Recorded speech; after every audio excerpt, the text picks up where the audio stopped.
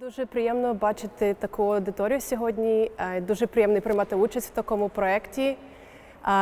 Дякую Марині Щербенко, всій її команді за те, що вже вдруге надає мені можливість долучитись до такого проєкту.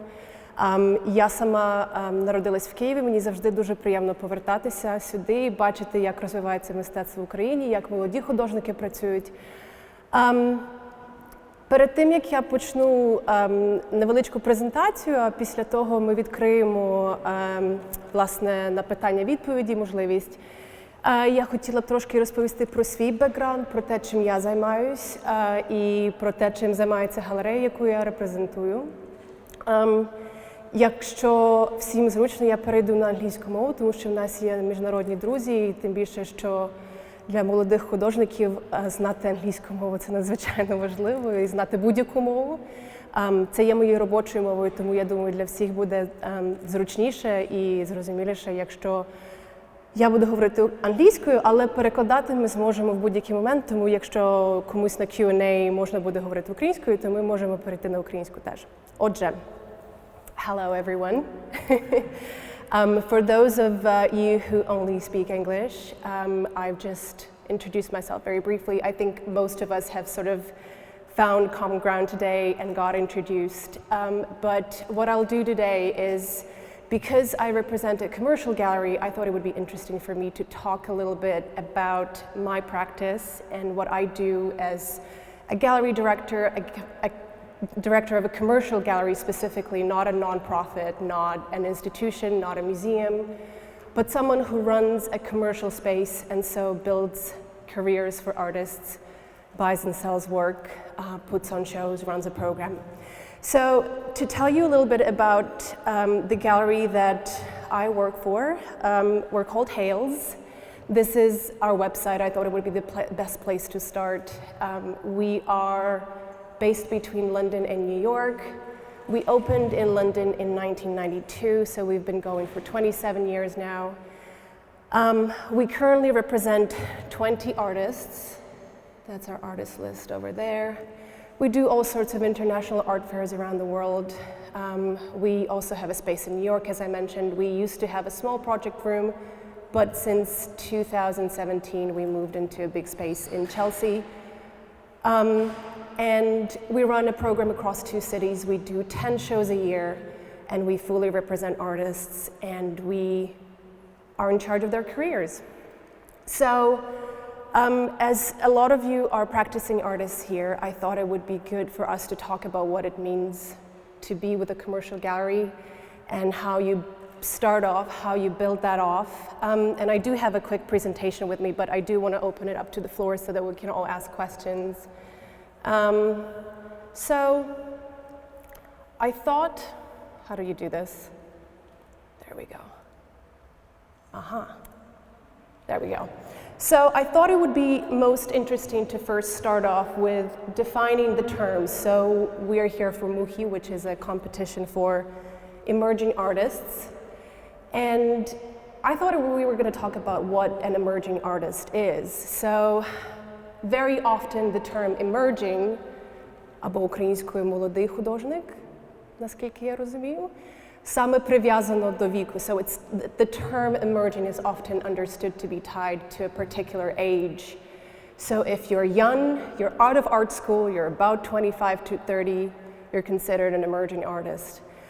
However, that is not true, because I have personally worked with people who are in their 80s, and up until a few years ago, no one knew about them and no one knew about their career, and they've worked for 6 decades and longer with an amazing output without any recognition.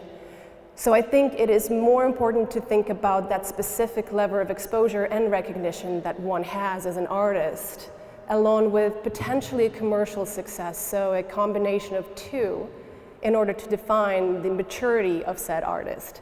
So not tying it to age, but rather thinking of your CV, thinking of what shows you've been in, thinking of what galleries you worked with, thinking of whether you do have an established market or not. That more defines whether you're an emerging or not emerging artist. The second term that's important to mention is the art gallerist/dealer. And those 2 terms are often used one instead of the other. However, again, I think there are specific differences, and it's important to unpick what those differences are. As an artist, you would want to get someone who's in the middle of the two. You don't want just a dealer who buys and sells your work, but you also want someone who can advise you, who can guide you, who can tell you whether it's a good move to do a specific show, whether it's a good move to do a specific body of work.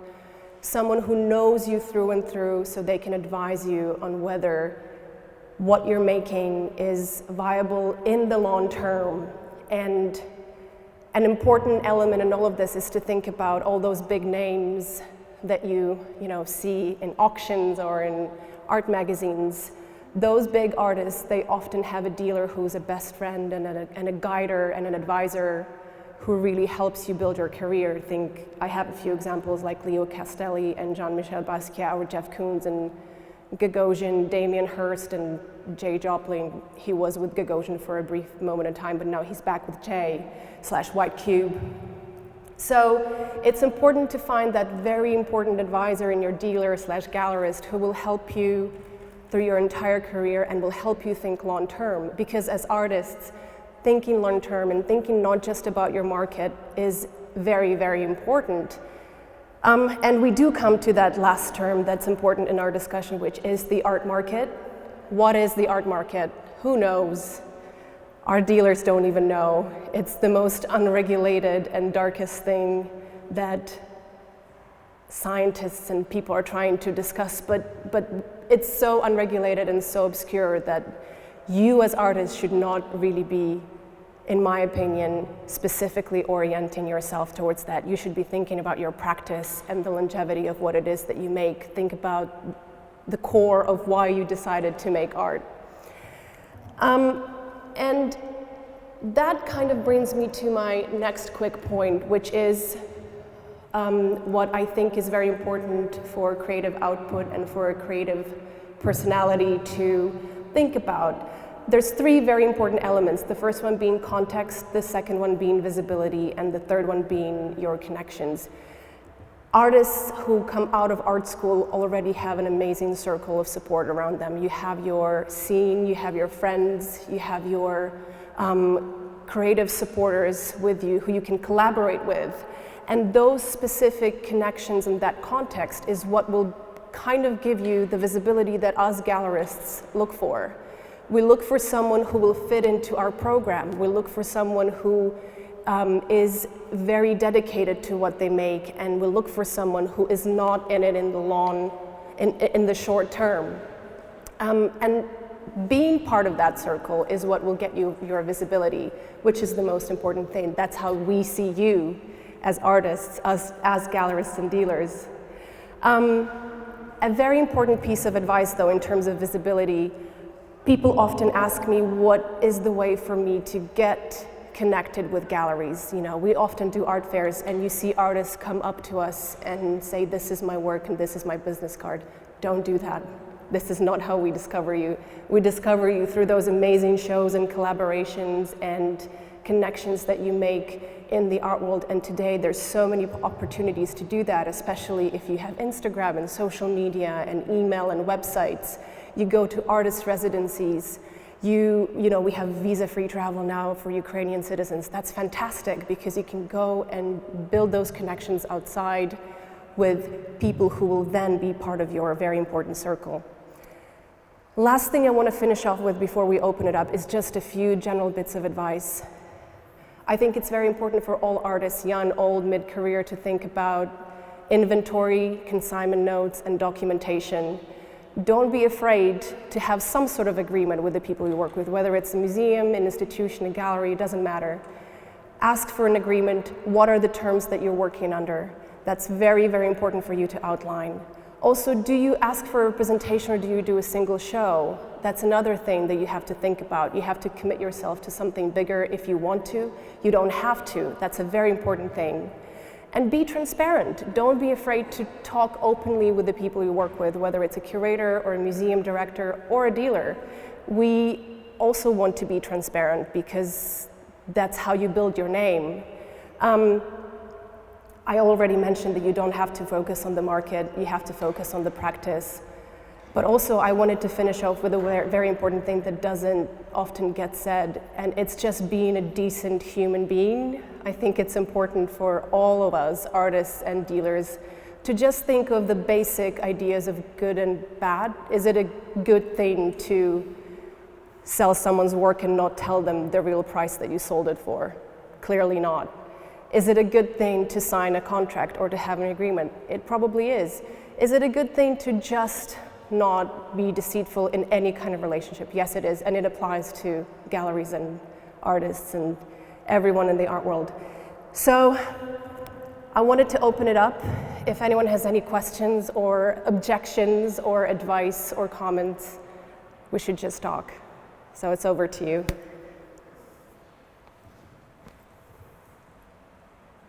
Oh.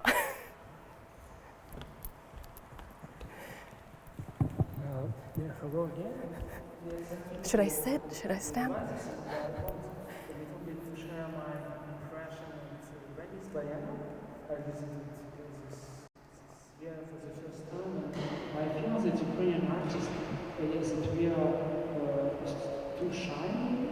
Is it there in Venice, Diana, is some works where you have seen, where you could observe a lot of efforts, resources, put there, and then it's right, it started to work. But you could describe it, or how as artists, without always such big resources, I could do such a work. Yeah. I feel that I need to invent, have some big idea, and then I could spread it around and try to find resources for it. Maybe you probably have been in Venezuela or have this experience. Okay. Можна знову брати мікрофон? Sorry. So I can only speak from a perspective of, again, a commercial gallery. I don't know the budget of the Venice Biennale or each particular pavilion. But in our experience, when we produce shows, everything starts with the discussion with an artist. So we have an idea of how much we can spend.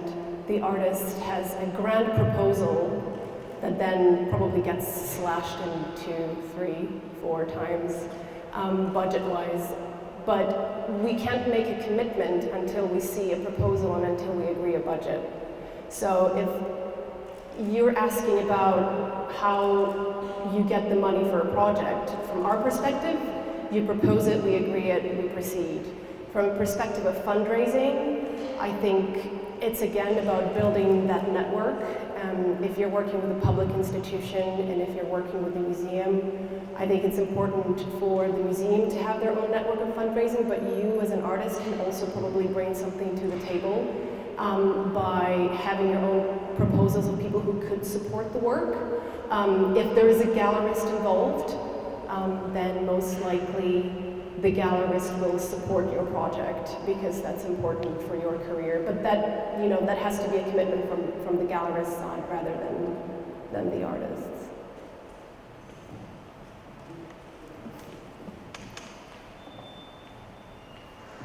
To clarify the question, I could describe more from the visual side, how to look, or more conceptual. And for you as a gallerist, what do you pay into this proposal? What is more important? The conceptual, the practical. Or the visual. I could have some image in my mind and I describe it. Yeah. Not just as an exhibition audience come, they usually first look and they read. It could be a conceptual, also these connections. I think, again, from our perspective, each artist has a different way of working, so I have to constantly switch gears and to make an effort to understand each and every other artist's language, whether it's visual, whether it's conceptual, whether it's something that they bring me in as a 3D model, or whether they bring me a written text, I have to trust that their delivery will be satisfactory to what I have proposed, or I have, accepted at least. So it's then a requirement for me as a dealer to be able to understand your language. As soon as we can understand each other, I think we can work together, as in, as anywhere else, really.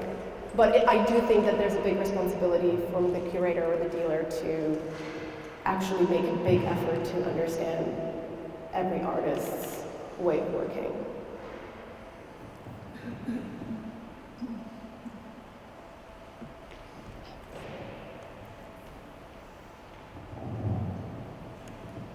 Thank you for the lecture, and my question is if it's possible that your gallery buy an idea from artist, but artist has no art background, has not the passion to put on his CV, but he has a brilliant idea for installation or performance, let's say for reference, Marina Abramovic.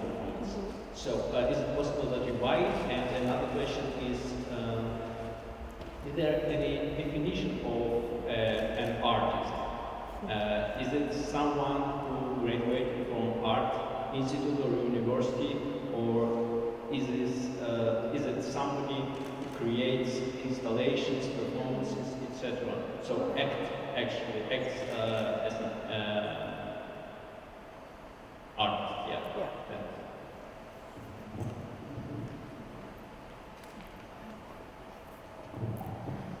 So to answer your first question,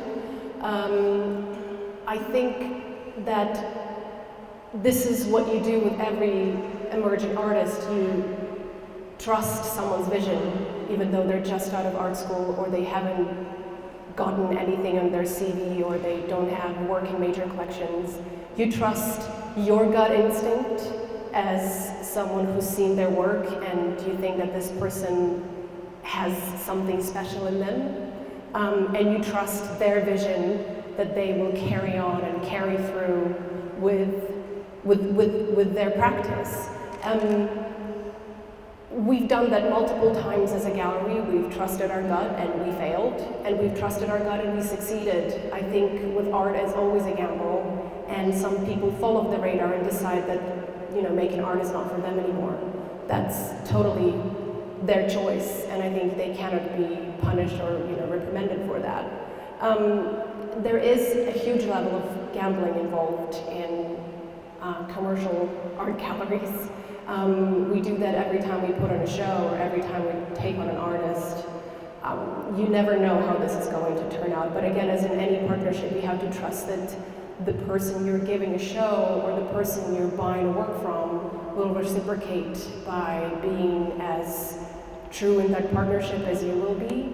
And if not, then you part ways and you move on, hopefully peacefully, without courts and divorces and all of that. Sometimes that doesn't happen. And in terms of whether a true artist is someone who's gone through art school, no, absolutely not. I think that making art is a calling, and whether you've been through art school or not, you have that calling. Art school probably refines it in some ways, and it does give you a chance to network and build your kind of bases, your art world that will then become fruitful for you. But last year, for example, in London, we showed an artist called Ian Baxterand, who's a Canadian conceptualist. He's 84 years old, and no one's ever heard of him. He spent his entire time in Canada making amazing work, but not having any recognition. And we took a chance on that. We made a show in London. We put on a fantastic display, we made a book. We gave a chance to this person. Whether something's going to come out of it, it's too early to tell. But this is someone who's been working for 60 plus years, making art the way he sees it, and it's important to respect that. There's something valuable in it.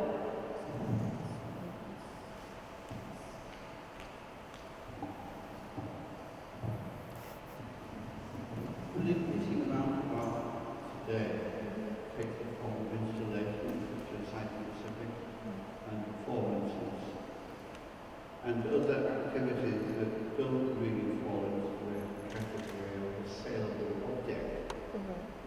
How do dealers represent artists in those cases? Is there like a percentage that they get for acting as a broker or an agent, go between? How do those things work?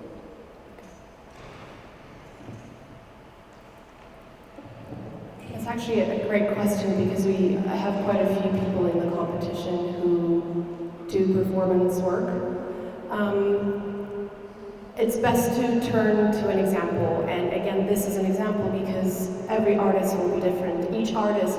From my experience, every artist who does performance work has a different definition of what it means to preserve or not preserve their work.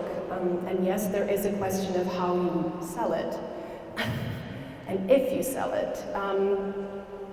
To give you an example of a performance artist whose work has become quite recognized, we work with someone called Carolee Schneeman, and she's widely considered one of the pioneers in performance work in the US and in Britain, in France as well.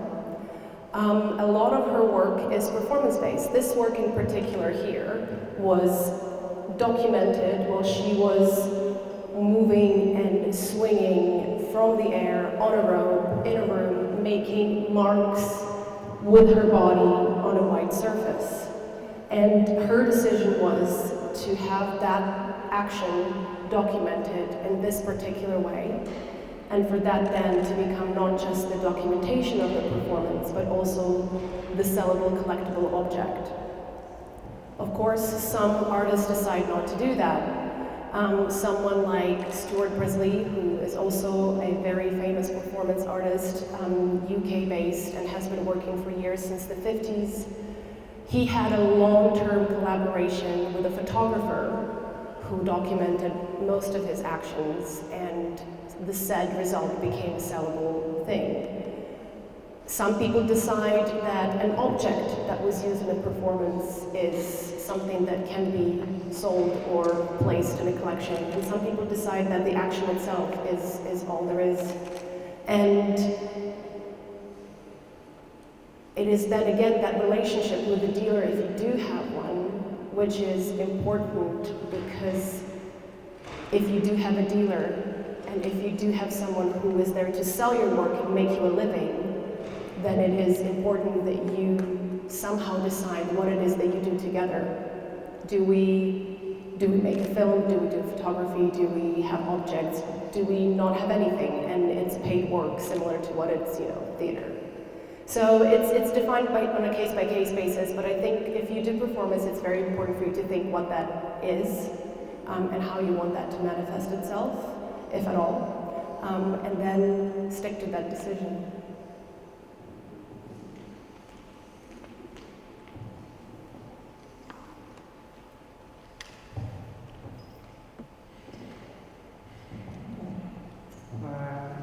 I'm pretty sure you see a lot of artists, young artists.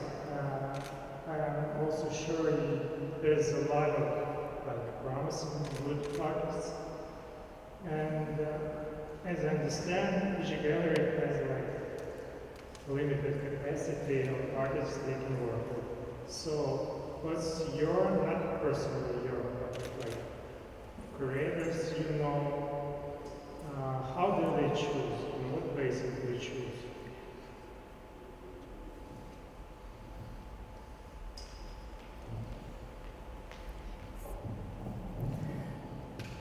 So, again, it's probably most viable for me to talk from our perspective as a gallery. So we currently represent 20 artists. You can see them on our website. And to an untrained eye, it might seem like a very random pick of names and a very random pick of practices. However, each of them does build into a bigger picture. So our program of shows, our program of represented artists is focused on UK, European, US-based practices that have a relationship between each other, and often have something to do with the idea of journey, with a diasporic experience, with experience of otherness in any type of shape or form, whether it be race, class, sex, background, origin. So, to give you an example, someone like Frank Bowling, he is 84 years old, born in Guyana, based in Britain, a painter. He has a very close personal and professional relationship with someone called Virginia Jaramillo, who is born in Texas, lives and works in New York, is also in her 80s. They both knew and worked together with Anwar Jalal Shamsa, who is an artist who has now passed away, but had a similar diasporic experience, having been born in Pakistan, but moved to the UK.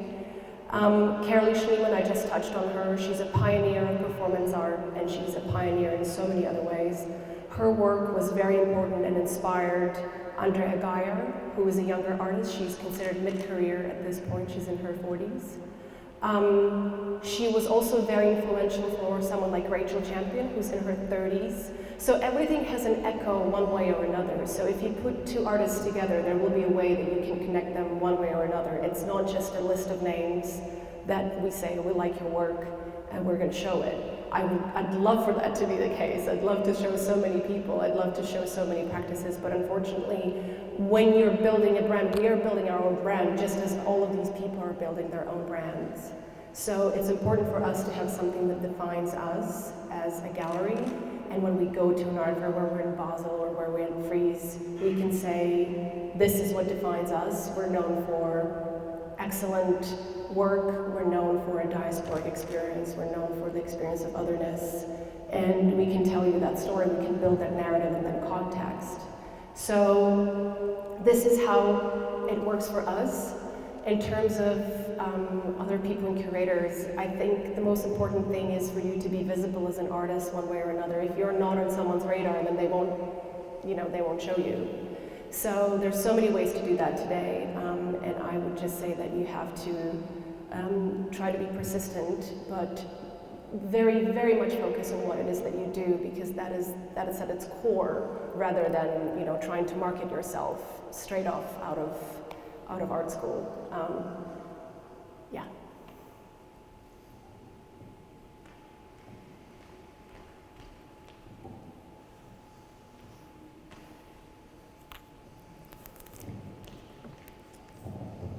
And as a continuation of the previous question, when are you going to change this 20 names list? When you are going to exclude someone or add new name? How it happens in this business and in your gallery in particular? Okay.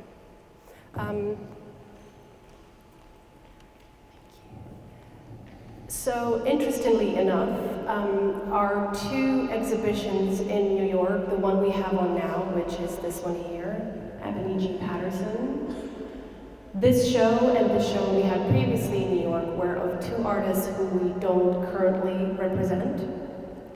So what we try to do is, when we want to work with someone new, we first start off with a single show and see how that goes. Can we work together? Do we have a good dynamic? Do we understand each other's language, as I was saying in the previous, to one of the previous questions?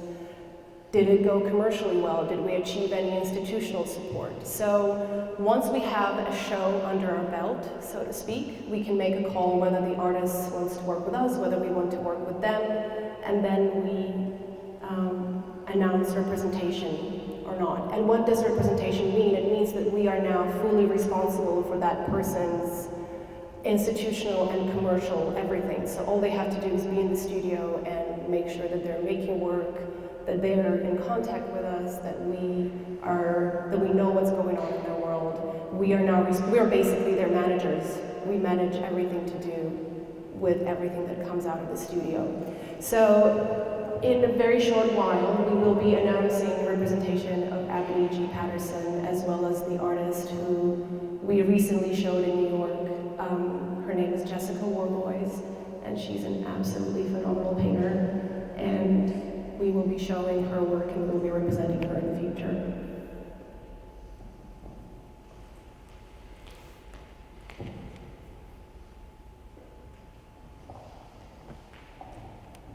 seems to be the case that some artists have more than one dealer in different cities. How does that work out?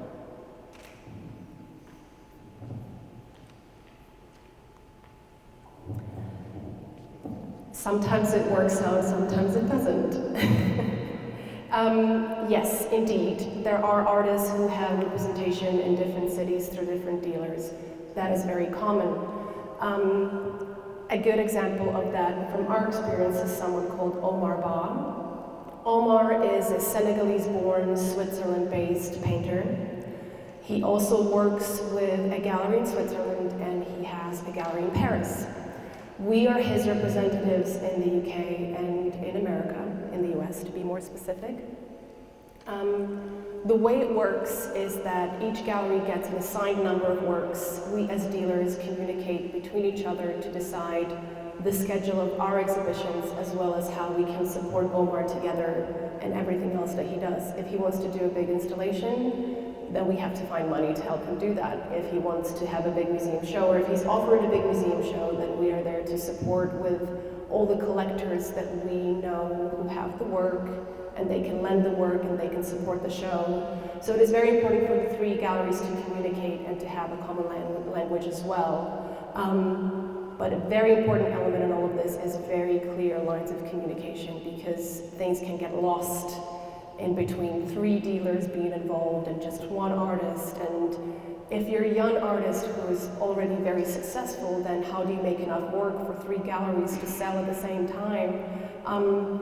This is when the dealers have to be very careful and very conscious of the fact that they have an artist who can be overworked, over capacity, and maybe you need to take a break, maybe you need to take a slower pace of shows and exposure.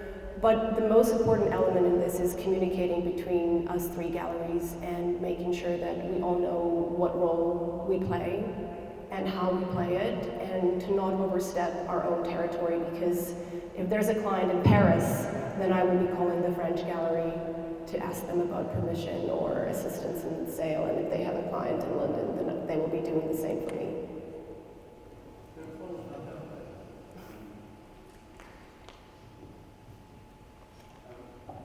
This is really to do with what happens at trade fairs, because it seems to me that Basel and Frieze might better be described not as art exhibitions, but as gallery exhibitions. They're trade fairs for galleries. Absolutely. So what goes on at these trade fairs? Oh dear.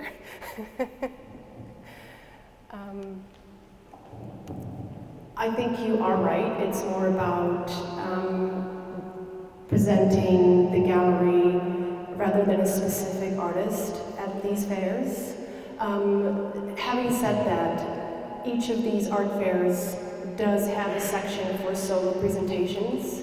So sometimes we would do a solo presentation of a particular artist just to showcase their work.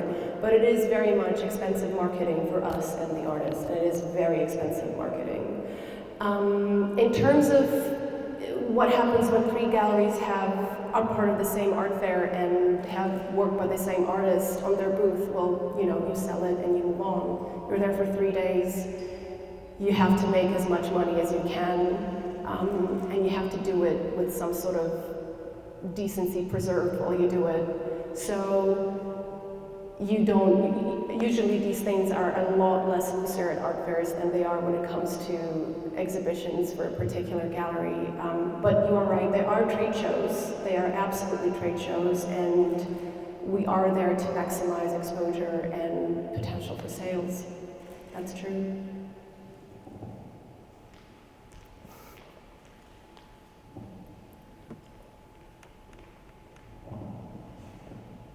Question is to you as a professional artist with a big background here and work in one of the leading galleries in the world. So can you forecast the future for art? Can you see any trends, or maybe you see in the future something absolutely new which will be in demand, which will be more popular maybe to a wider audience than it is now? And can you foresee any changes in contemporary art?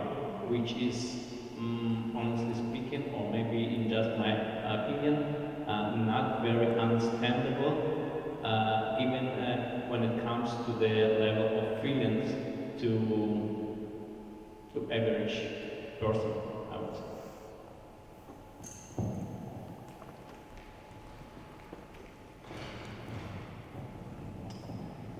It's a very tough question to predict the future of art.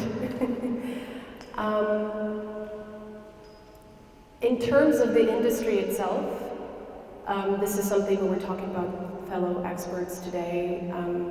I think the industry needs to become less snobby and more humane. In the commercial side of things are moving at such a fast pace, it's unsustainable.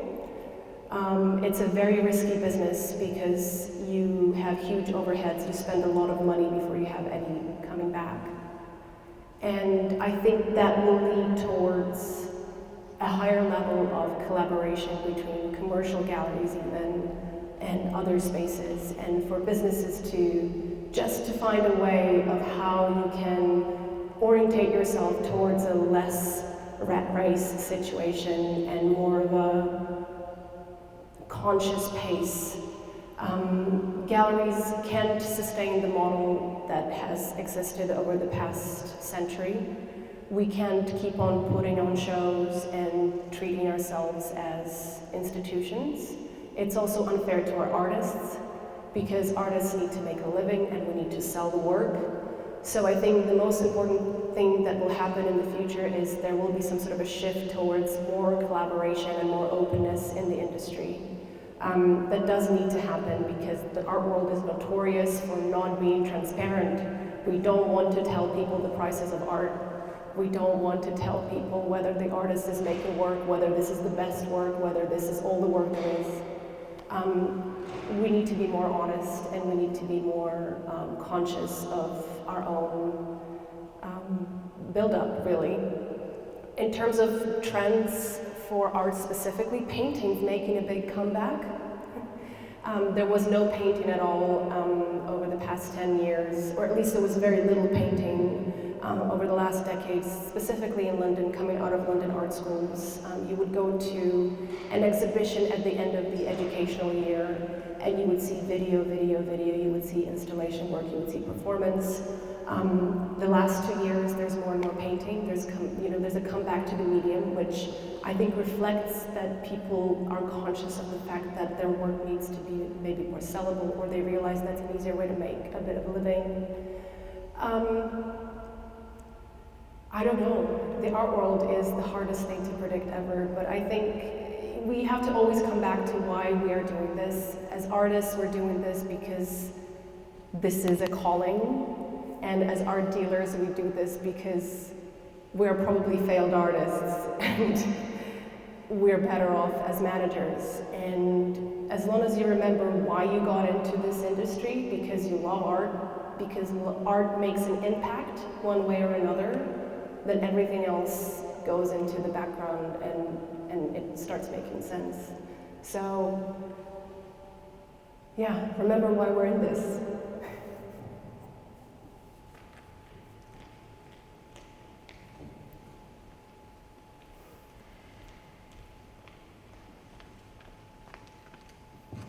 Right, so I was wondering if you collect art, and if so, do you do that with a different agenda to how you say it?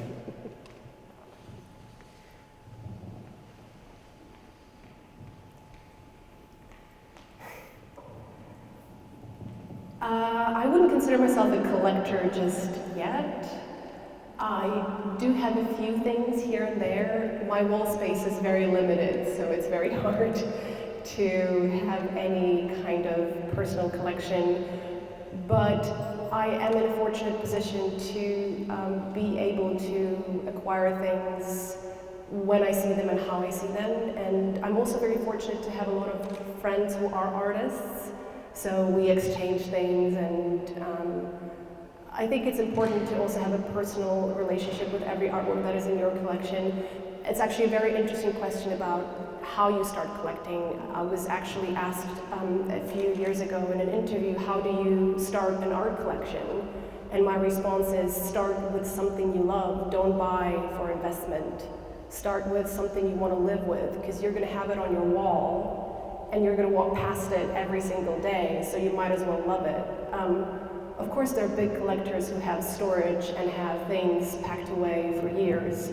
But if you're starting off and if you just have your living room to think of, just think of things that you will love, whether it's a photograph or it even can be a CD with a video that your friend made that you absolutely love. You keep it and you love it. So I'm fortunate to have a few things that I love. I hope there will be more, but that's my primary marker. I need to trust it and I need to love it. Yeah. Maybe the last question? Okay, then I will ask you. Oh.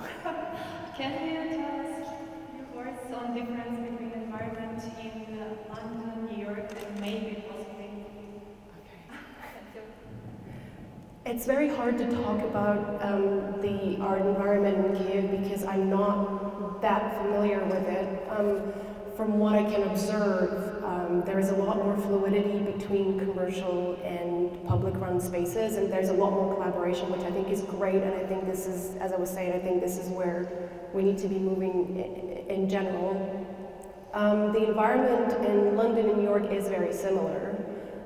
2 years ago when we did МУХі in 2017, there was an article which I wrote about the global art world, and often from our Western perspective, the global art world, well, we perceive that Western art world as the global art world, but there's so many other art worlds that we don't see. There's, there's the Middle East, there's, there's Australia, there's South America. There's so many places that don't intersect enough. And I think that's probably the case with the Ukrainian art world. It's not yet part of that more global thing, but it's moving there very rapidly. The environment in London and New York is very fast-paced and very competitive and incredibly hostile at places. And I think the main thing that will happen to it is that it will probably break down and something will be rebuilt. But that's probably a conversation for 50 years from now. So.